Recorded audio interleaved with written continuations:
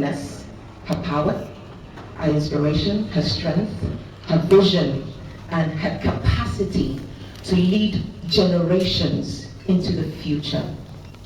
But I would still like to go ahead and do the honors of reading a bit about her, just so that if you don't have context, when you leave this room, you have more context. It's not just, oh, she's amazing, she's powerful. You can actually give people a story about how she has come to be the person that we know and celebrate today. So I'd like to read this. Mrs. Ibuka. She's the one pioneering leadership and business excellence across continents. She's a business leader, a boardroom trailblazer, and global change maker. I thought your hands would just be, the first female chairperson of First Bank of Nigeria, the country's oldest and largest financial institution, established in 1894. Under her leadership, she strengthened corporate governance and financial inclusion in one of Africa's most influential banks, Advisory. Education, University of Ife, Obafemi Awolowo University, Nigeria, Bachelor's in Chemistry, IESE Business School, Spain, Global Executive MBA, Lagos Business School, Chief Executive Program, Global CEO Program, Walton, IESE, and CEIBS. A sought-after voice in global business strategy, she serves on the International Advisory Board of IESE Business School, Barcelona, shaping the next generation of business leaders. As founder and CEO of the Chair Center Group, she has built a thriving multinational conglomerate specializing. Her leadership extends to corporate boards, including Cadbury Nigeria PLC, the Nigerian Sovereign Investment Authority, and the Convention on Business Integrity. In 2022, she was appointed to the Binance Global Advisory Board, underscoring her influence in emerging financial and technological ecosystem. But that's not all. But then again, who were you expecting to come and meet? Driving social impact and a woman's leadership. Passionate about human capital development, Mrs. Awoshika is a co-founder and past chairperson of WIMBIZ, Africa's leading platform for women in leadership. She also founded the After School Graduate Development Center to tackle youth unemployment and the Christian Missionary Fund, which supports over 800 missionaries across Nigeria with medical, educational, and economic resources.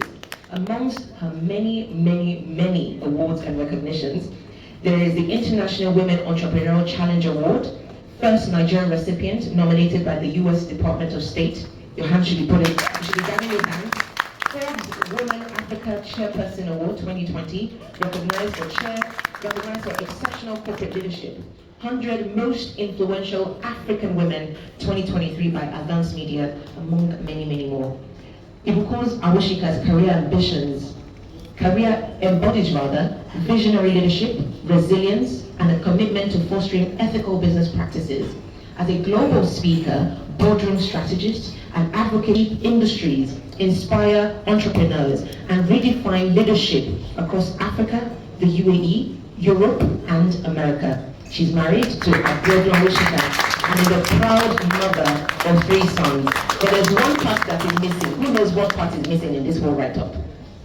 Any guesses? Yes? Oh yeah, there's that, but that's not what. For me, the part that is missing is that she's a mother to millions of women and men. There's that. Any other one? There's one powerful one that's missing. Like, why are you in Dubai? She's the convener and the powerhouse behind the International Women Leadership Conference.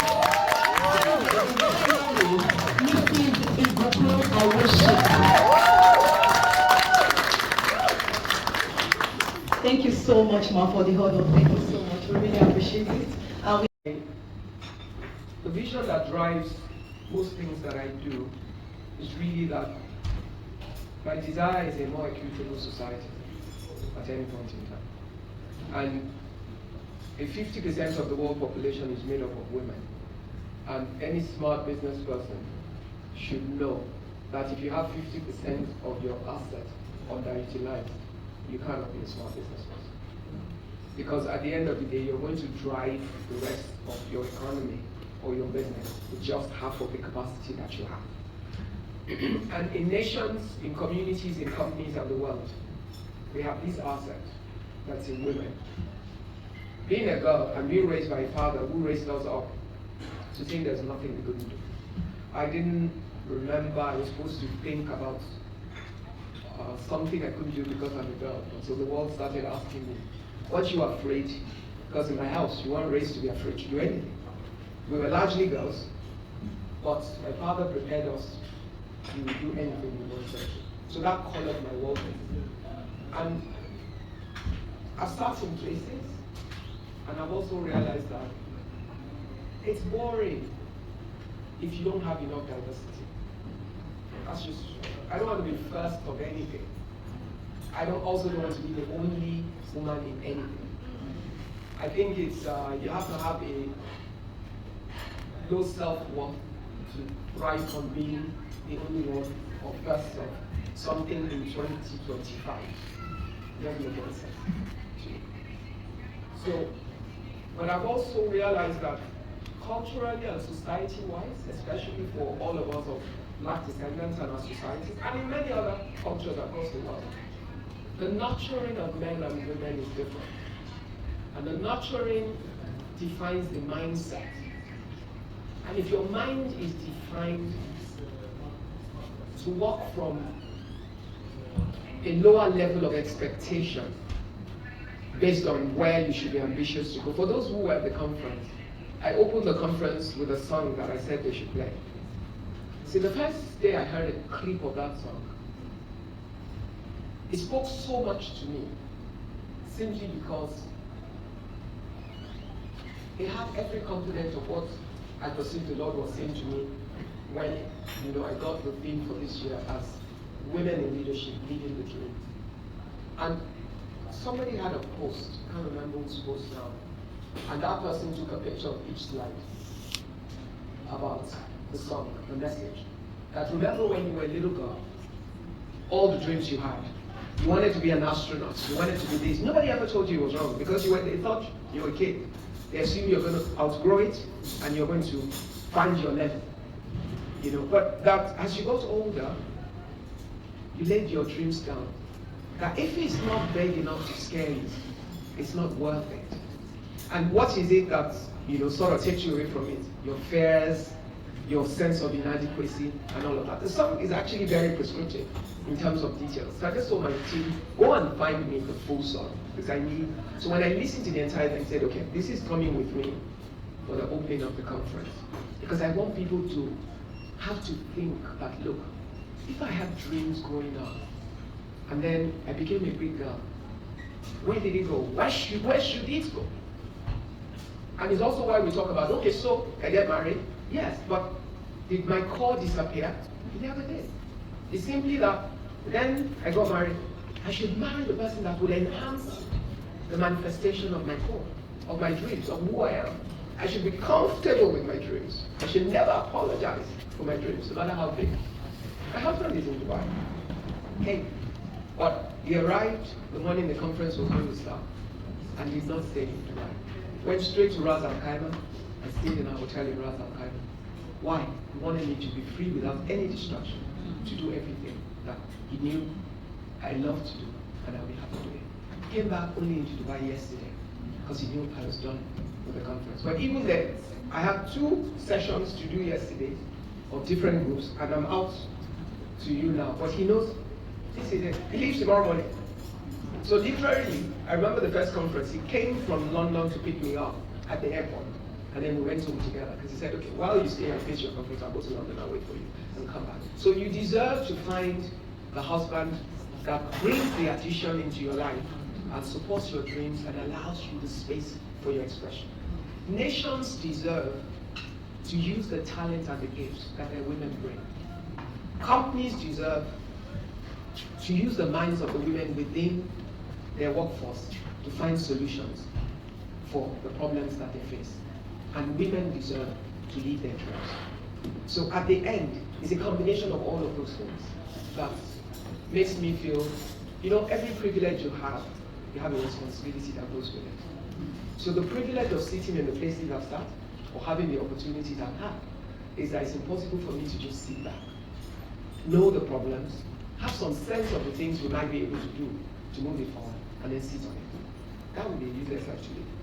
So I guess that's what drives the things I do. Questions. So, Ma, thank you for that. Conference, looking at the fact that we have diverse women from different parts of the world. Why not in another country where we won't have? Of course, I know we partnered with the Dubai Tourism, and they have actually been really supportive. But why Dubai? Why not any other country? A fair question, and I guess asked you lot about why Dubai.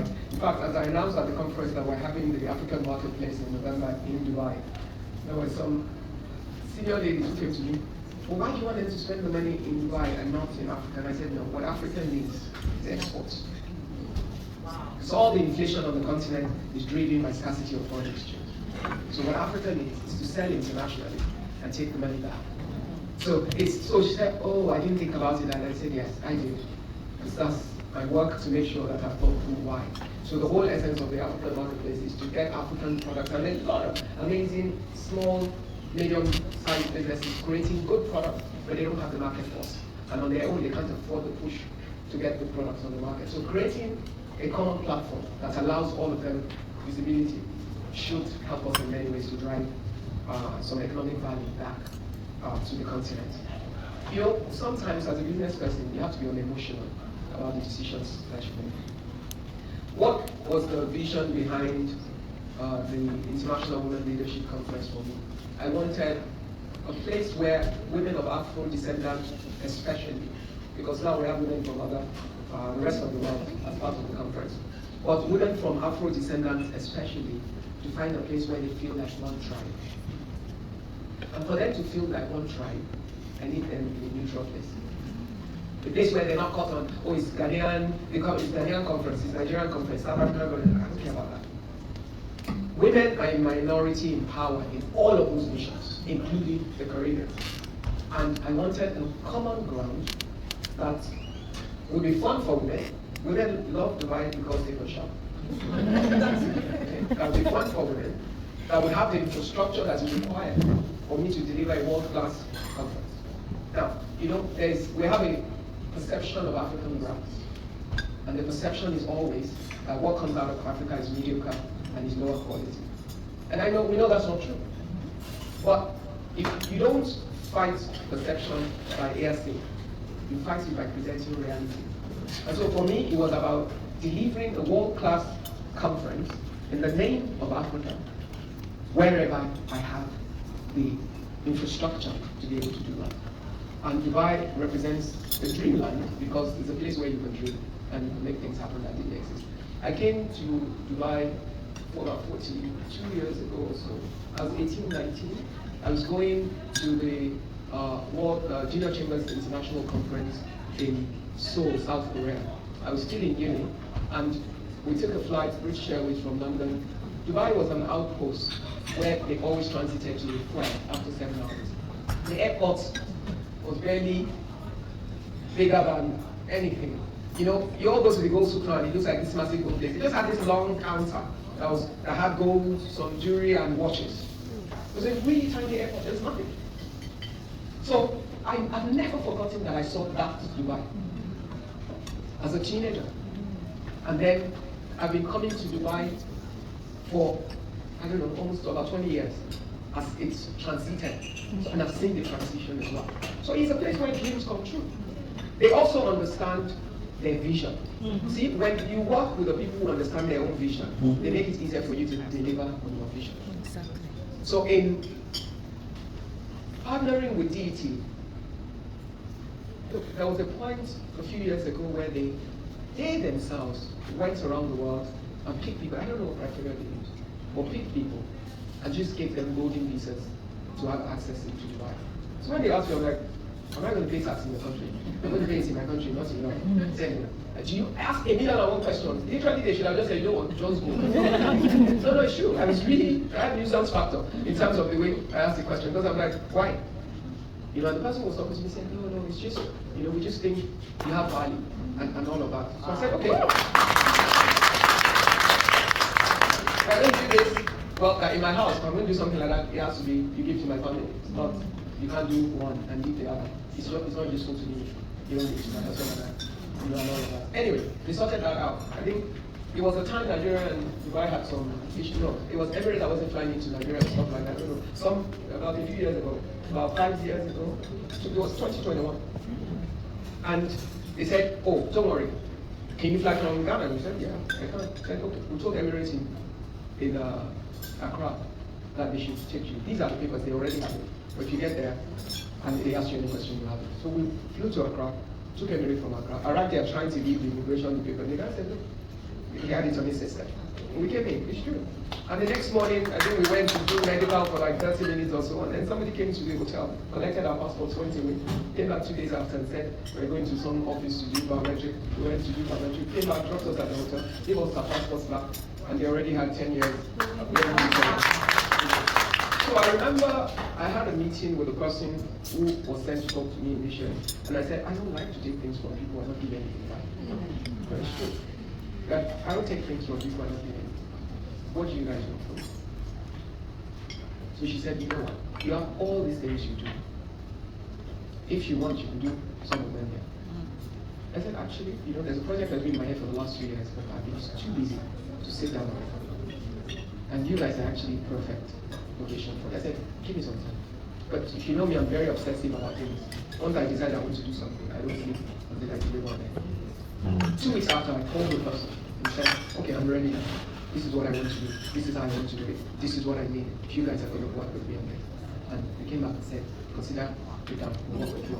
And that year, this was June, we had the first conference of the year, the yesterday. So it's really, I think, preparation and opportunity, man. If they didn't have what I needed, no matter what, they would not have been the option. So I think Dubai facilitates you to get things done if you know what you want to do. And I think that's part of why. Why would I have the African marketplace here? It's also because it's an easier hub for African countries and an easier place for African brands to thrive. And because it's a natural shopping space, if you create an African marketplace here, people already come with the mindset to buy diverse goods from every part of the world. So why would you have Chinatown and not in an African town? So for me, that's what's driving the next level of wanting to do the African market. It's really, okay, this is a hub. And let's create a hub for Africans and African descent. And when I say that, for me, the greater Africa is the Caribbeans. So they're included in the plan of yesterday I told myself that I wish I didn't announce on Friday. That way, if I'm too tired to do it, I can get away with it. But that I've gone public, which means I don't have a choice but to deliver. It's only 6 months to be day by day. Actually, gave you guys dates. Don't worry, we'll deliver. So I think that's it. Sorry, before the questions, I have never heard this. Like, I have never heard this, to be honest. And that's to tell you how much of a person of value we all have to be. When you have value, value will chase you. Imagine they have to pick. So Q&A time, ladies. As a business person, I would like to ask, how were you able to transition from as a worker into business, and then even while still in business, you're able to hold different positions in different academia organizations or corporate organizations? That's what I need to know. So if I may, we can take maybe 2 or 3 questions. 3 questions, great. I'll come to you, and then you be my third. Good afternoon, Ma, and thank you so much for being with us this afternoon. My name is Bolu Olufemi. I'm based in Scotland.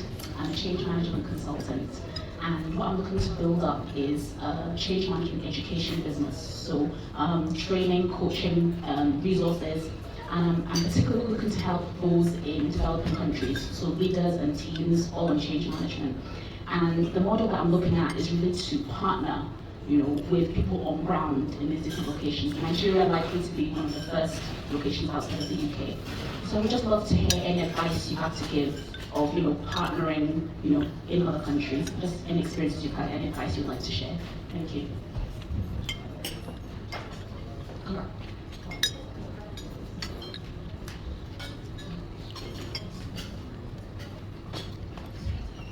My name is Kiza. I'm here from Port Harcourt. I consider myself a serial entrepreneur. I have multiple businesses. I'm a filmmaker, I'm a scriptwriter, director. I have a lounge, I have a food market, I have a bistro, and it seems like a lot, and then I now decide that I want to go into politics. My question really is, with all of these things I'm doing, I'm thinking of going into politics. How do I know I'm an entrepreneur and I don't just have ADHD? That's my question. I do things, I feel I pick up on it when I start, I'm succeeding, I bored, I go on to the next one. I just want to, is it ADHD? How do I differentiate what is going on with me? I guess multi-potentiality versus focus on one thing. So we have our first 3 questions, and then Okay, let me start from here. I'm starting from you. Oh, sorry. You know, the thing is, sometimes we're not thorough about determining where we should apply our resources and our energy to. It looks right, it looks like an opportunity. Someone's done it around us, it makes sense, and it seems like something that we can do easily, and we jump on it. What I've found is sometimes it's also part of the journey. Okay, you're sort of exploring, but somewhere along the line you're going to find what is the premium option, and what were your options. See, there are many things we can do at average. There are things we can do at 6 to 7, and there are those things where 10 and a bit more. But many times we're not patient enough to try and walk through all the things that look about right to find the one that's actually right. All right? So one of the things I always teach in a class when it comes to that is write down everything that catches your fancy. All these options you're looking at. Let A and B compete. And one of the easiest ways you can make them compete, do a SWOT analysis test of A and a SWOT analysis test of B. You will see which one makes the most sense for you, for your market, for your opportunities and your resources. If A trumps B, B is gone. A remains. Take A against C. If C beats A, it doesn't matter how much A won the first person, B becomes A, C becomes A. If you compare all of your days, at the end you probably end up with about 2. And when you have those 2, then do that market analysis again between those 2 options. And then ask yourself which one will you die doing. That's where you're interested.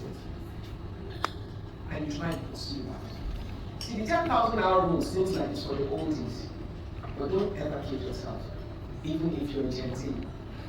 The reality is, when you build capacity and strength and brand in something, you gain ground. There's no one that plays in the field. It's like saying, Apple hasn't changed business. How many years after? They continue to give you options. You're on iPhone 16. They will get to 17, 18, and 19 of the same phone. And you're going to buy. Why? Because they earned their stripes saying, there's something to this iPhone. It makes sense. I can continue to give you an improved version of it and continue to build accessories that work with it. Because if you walk into an Apple store, everything that is there is tied to the iPhone. So it's the Mac and the phone, and everything else is a support system. And they have a multi-billion-dollar industry, and they know how to change. Now, technology can make a business obsolete. As you've seen, some businesses have come because they didn't change fast enough. They got lost.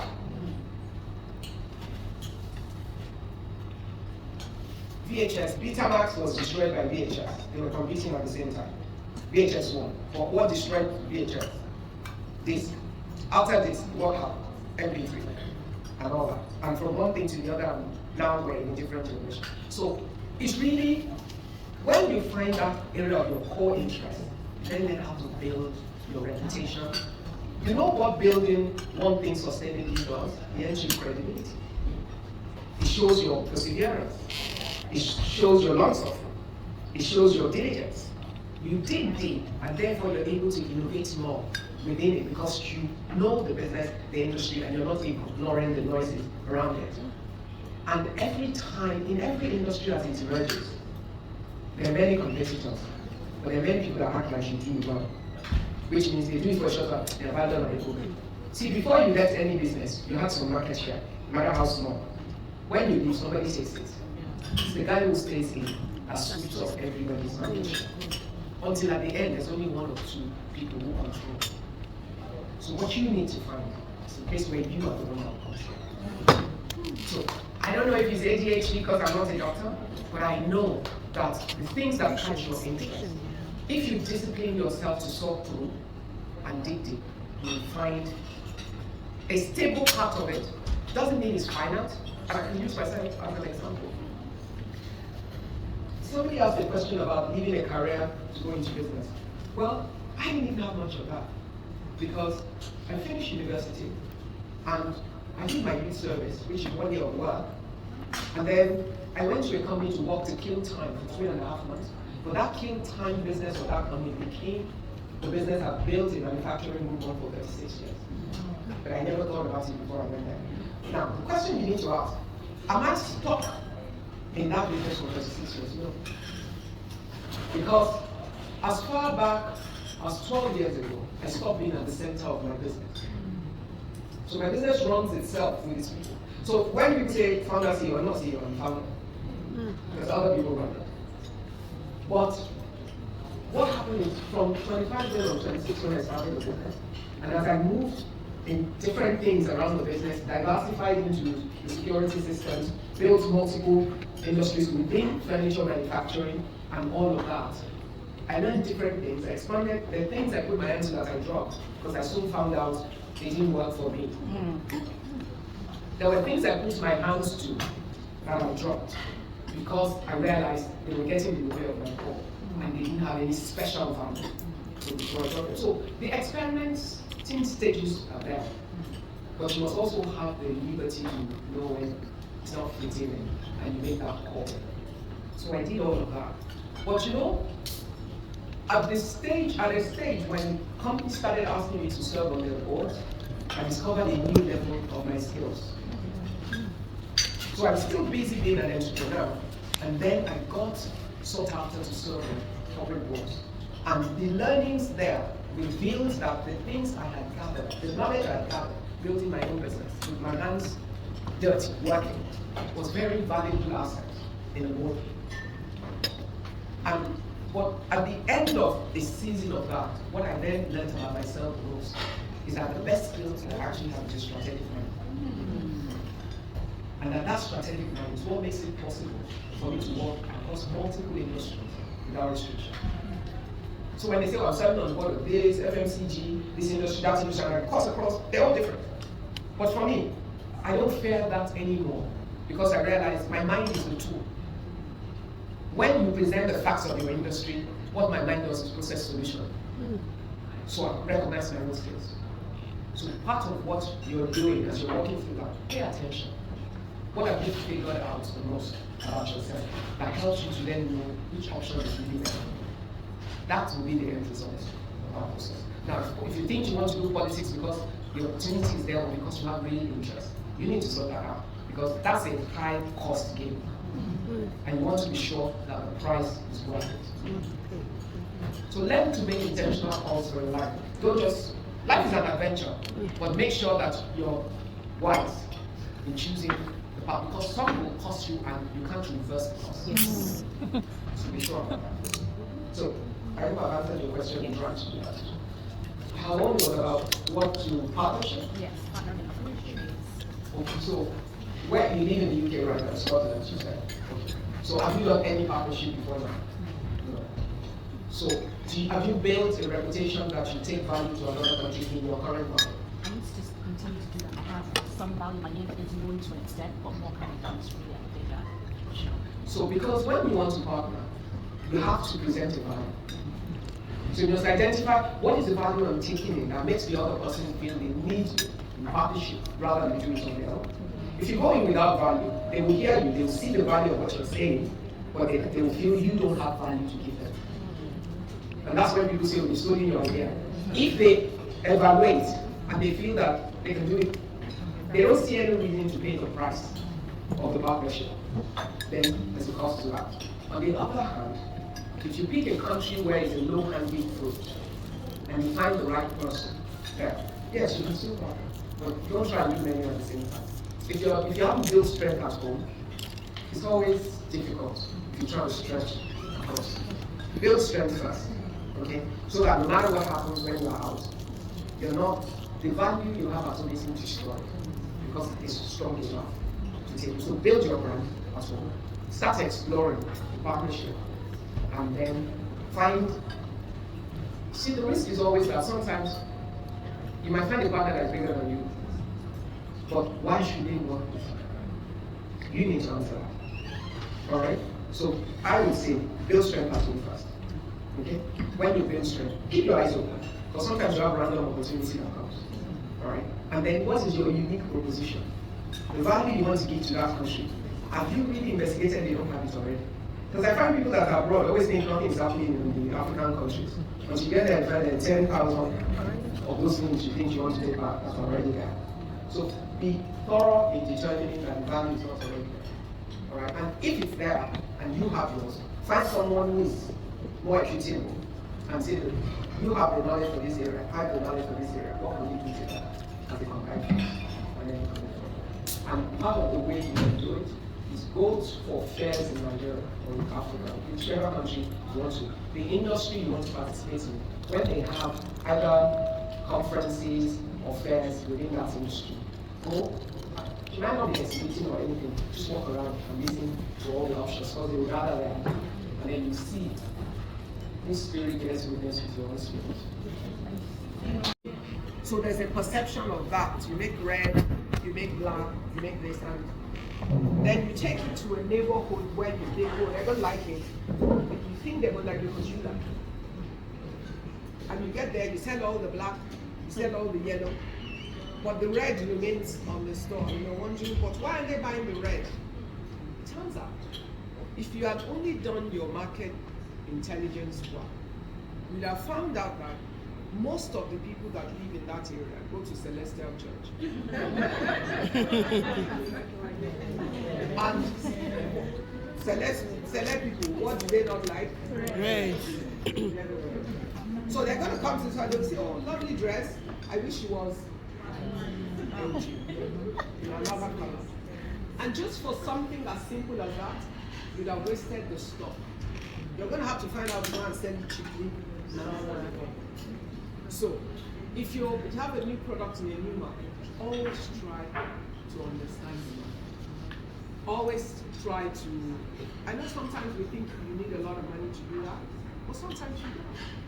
It's also about doing the work. I'll give you an example. As chairman of First Bank, I try to make management understand that they had to have specific product for wealth building for women. And they're like, chairman, I mean, men and women, they're all our clients, we don't know. I laugh, I said to them, you need to. Women are different from men. They think differently, and they do not know how to do it well. You need to specifically build the product. So when it seemed like they had a blocked head, I then said, see why I said you can't be on social media. Be a product team.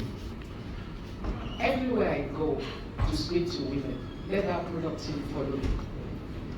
And I designed a questionnaire with that product team. We will give it to the women in everywhere I go and train, teach, preach, and we collect data. We did that for 8 months. By the end of 8 months, I sat down with that team because as a business person, it just doesn't make sense to me to work in an equitable way. Doesn't. You can't, a business cannot succeed if you work like that. And two, it's the responsibility to every other woman to make it easier for them to find their way in their passion. And I've listened to too many miserable women. Not miserable because they don't have capacity, but miserable because of the doors that are shut against them. And to make it work better, what I'm trying to do is force as many women like me who have had the privilege of sitting in places to share. Open doors, share your thoughts, share your levels, create a conglomerate concentration of knowledge that we have done. It's why TIWST exists. So that in a room where we are gathered, there's something, you only learn what you walk through. Yes. You know, at the conference, I have the open forum, which is I allow speakers from delegates. Because I believe, even if you have 100 women in the room and you have 20 speakers, there's so much knowledge in 100 women in the room. Let's not talk about like 600 women. You have to find ways to hear from them and add to the pool of knowledge that's put in the room. That's the whole idea. So it's both passion, and passion is driven by interest and responsibility. There's also responsibility forces me not to just enjoy being where I am, but sit in the places that I sit and be happy for myself. But what is that? If we don't have a critical mass of women who succeed in their vision, we can never have the results to make the world better. And it doesn't matter how successful I am, if the world is in a better place, I live in a nonsense place. So that for me is not just pushing myself, but pushing every woman that has the power and the capacity to use it to create a better place for every other woman. Because at the end, if it's a better world, we all benefit from it. That's just what else. Did you finish your question? That was it. Run with it. Don't look back. Don't second guess yourself. Don't wonder. When you start, what I've learned is as you put your hand to it, and do not despise the days of humble beginnings. So whatever it is that the Lord wants you to do, you didn't say do it big. My missionary work started, in fact, the first thing I did was I went to mission school. I just had a baby. I was 31, which is exactly your age. I just had a son, it's my second son, when the Lord told me to do that. I didn't know anything about missionaries. I'm a Muslim girl that became a Christian. So I had no, other than Mary's lesson in history school, I had no knowledge. But then, I went to my pastor and he said to me, told me some things about missionaries, and later called Mistaken. Everybody had a better touch, a better feel. Your questions. All those flowers for you. Thank you so much, Ma. All the beautiful things you've been doing for us, for empowering us, for being a blessing to us. Even by these questions our ladies have asked, I also was able to learn from it. And I want to thank you so much. So everybody, please sit down.